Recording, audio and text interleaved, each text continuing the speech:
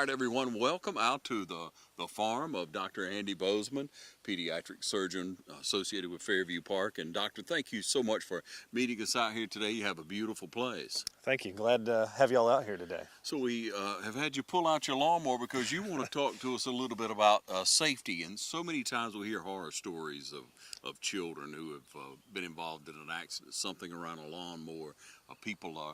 It seems like a lot, especially in the South, Doctor, they'll want to put the child on the mower with them. That's or right. they may want to let them cut grass at a very early age. What can you tell us about safety coming up in the summer months ahead with lawnmowers? Well, this is the season that we see a lot of those injuries.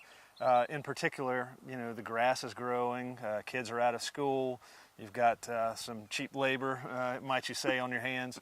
But this is a time that we do see an uptick in injuries. We've got some guidelines that could help you when it comes to lawnmower safety. First of all, for push lawnmowers, we recommend that kids be at least 12 years of age. For riding lawnmower, a good rule of thumb is 16 years of age. Yeah. So probably older than what we commonly see, or kids cutting grass maybe a little bit younger than that, but those are good guidelines to stick to. The injuries that we see from lawnmowers can be an assortment of things. You can see burn injuries from hot mufflers where the lawnmower's been running. Yeah. Certainly worse injuries like from the blades, from partial amputations, hand and feet injuries. Those are awful.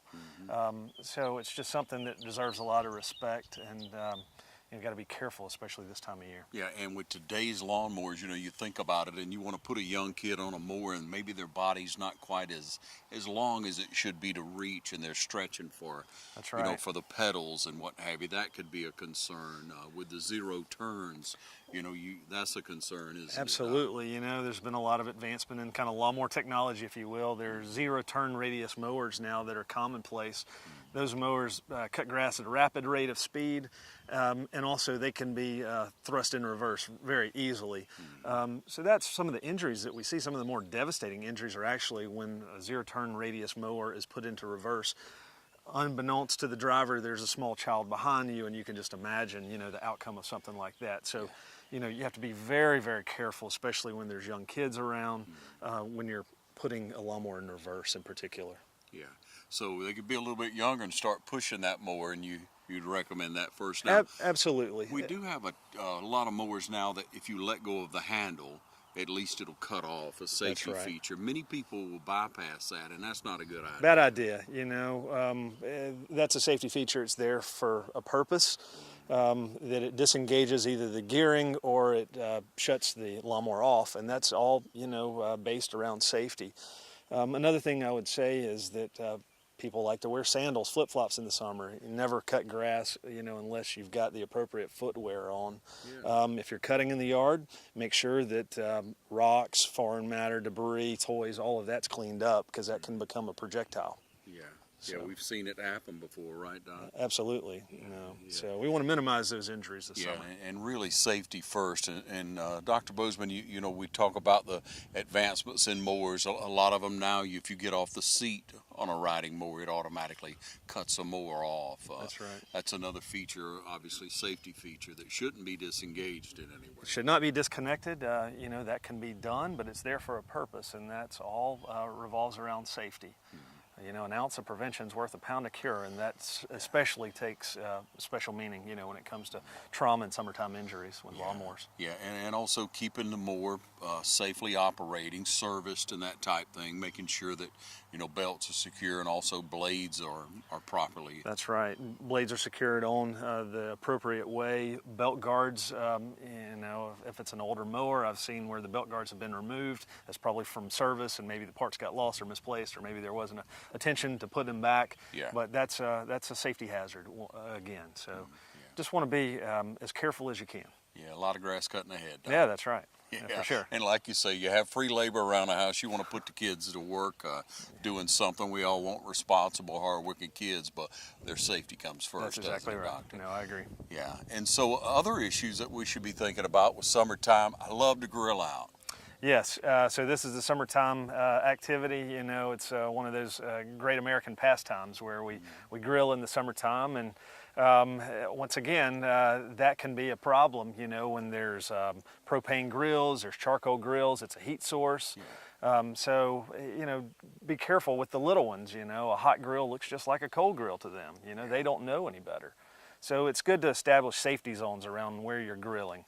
You know, a 3 or 4 foot area where kids can, you know, to stay away from the grill so that you can minimize any burn injuries. And I guess you should follow the same principle, Doctor, that you know, every stove's hot, every burner is That's right. is hot to a young child, and I'm assuming we should do the same thing. We probably don't think about that a lot, but the grill's always hot. It's always hot. You know, there are other concerns. Never grill in an enclosed space like a garage. Carbon monoxide poisoning would come to the forefront, you know, with an issue like that. But open spaces, away from kids, those are all things that we should be mindful of. What we see typically in the older kids is more of a flash injury. Maybe they're trying to light a propane grill where there's, you know, gas is emitting, but it has not been ignited. And so they lift up to see why the igniter's not working, and then there's a flash type injury.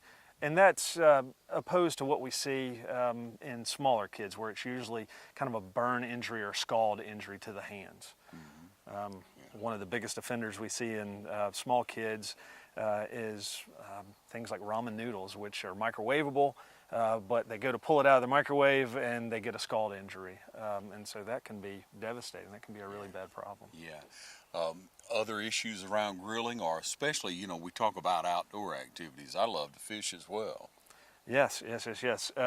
So, you know, you just have to be careful. You know, there are so many things that you can consider, you know, that can be trip hazards, that can be dangerous, bodies of water. You know, the summertime's full of a lot of great activities, but there are hazards there too that we have to be careful about. Yeah, and so parental guidance is always best, and a buddy system is always something that should be in place, right? Yes, absolutely. You know, I've got 3 kids of my own, and it's hard to keep my finger on where are they, you know, at all times, but that sense of, you know, a buddy system or having the older sibling kind of be as much as possible accountable for some of the others, you know, that seems to help a little bit. Yeah, that's a great lesson to learn early in life. I know you'd agree, Doctor, that buddy system. You don't go fishing, you don't go swimming by yourself. You go in pairs. There's certain things you just don't do by yourself. That's right. And if you take that on up into life, you know, when you go into, you know, certain areas of a town or what have you, you should adhere to the same Those are thing. good routines to develop early in life that have meaningful application throughout your life. So in fishing, a lot of times you'll see hooks and things that'll get into fingers. Yep. Every summer we take care of several kind of hook injuries. You know, the barbed hook, you know, it's great to catch fish with. It's great to catch fingers and eyebrows and things like that with as well. So, you know, I've got a 4-year-old that loves to fish right here in this pond, and we've gone limb fishing quite a few times, and we've caught clothing and things like that. So it happens. You just have to be very careful. And that's that example that we all set as adults in how to fish, how to safely fish and handle the fish when it comes out of the water. That's right. Now, I've seen a variety of injuries over my time when I was out in fellowship in Arkansas, there at Arkansas Children's Hospital.